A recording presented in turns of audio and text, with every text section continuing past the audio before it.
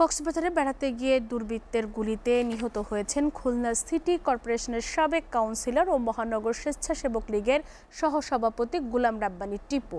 নারী গঠিত কোনো বিষয় বা পূর্বশত্রুতার জের ধরে এই হত্যাকাণ্ড এমনটাই ধারণা করা হচ্ছে।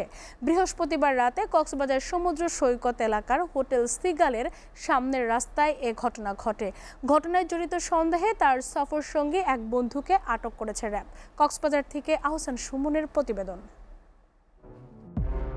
সিসিটিভি ক্যামেরার ফুটেজ এবং রেজিস্টার খাতার তথ্য মতে রুমি নামে এক নারীকে সঙ্গে নিয়ে বৃহস্পতিবার কলাতলির হোটেল গোল্ডেন হিলের ৭০৩ নম্বর ফ্ল্যাটে ওঠেন নিহত স্বেচ্ছাসেবক লীগ নেতা গোলাম রব্বানী। সাথে ছিলেন তার বন্ধু শেখ হাসান ইফতেকার চালু। তিনিও খুলনা সিটি কর্পোরেশনের ১৬ নম্বর ওয়ার্ডের সাবেক কাউন্সিলর এবং ওয়ার্ড আওয়ামী লীগের সাধারণ সম্পাদক। ঘটনার দিন সন্ধ্যা ৬টার দিকে রুমি এবং রব্বানী হোটেল কক্ষ থেকে বের হয়ে সৈকতে ঘুরতে যান। রাত ৭:৩০টায় হোটেল সিগালের সামনে মাথায় গুলিবিদ্ধ হন খুলনার দৌলতপুরের এই বাসিন্দা। তিনি ওই এলাকার গোলাম আকবরের পুত্র। গুলিবিদ্ধ হয়ে ফুটপাতে পড়ে থাকা সাবেক এই জনপ্রতিনিধিকে তাৎক্ষণিক অটোরিকশা চালক আব্দুস সালাম বাবু কক্সবাজার সদর হাসপাতালে নিয়ে যান। তিনি জানান, গুলির শব্দ শুনতে পেলেও খুনিরা মোটরসাইকেলে দ্রুত পালিয়ে যাওয়ায় কাউকে চেনা সম্ভব হয়নি। আমি ফার্স্টে যেতেছি, তখন একটা গুলির আওয়াজ ছিল। আওয়াজটা এরকম ছিল যে ওই কোম্পানির মানে কারোর আওয়াজ এরকম হয়, এরকম একটা গুলির আওয়াজ হয়েছে। কক্সবাজার সদর মডেল থানার অফিসার ইনচার্জ ইলিয়াস খান জানান, ঘটনার পরপরই দুর্বৃত্তদের ধরতে পুলিশের কয়েকটি টিম অভিযান শুরু করেছে।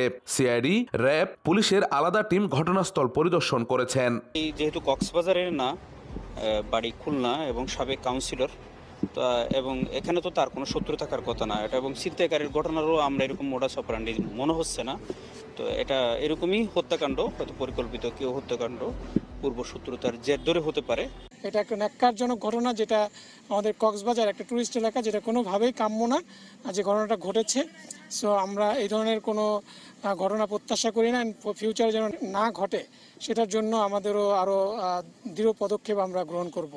এদিকে র্যাব জানায়, হত্যাকাণ্ডে জড়িত সন্দেহে নিহত রব্বানীর বন্ধু খুলনা সিটি কর্পোরেশনের সাবেক কাউন্সিলর এবং ১৬ নম্বর ওয়ার্ড আওয়ামী লীগের সাধারণ সম্পাদক শেখ হাসান ইফতেকারকে রাতেই হোটেল কক্ষ থেকে আটক করা হয়েছে।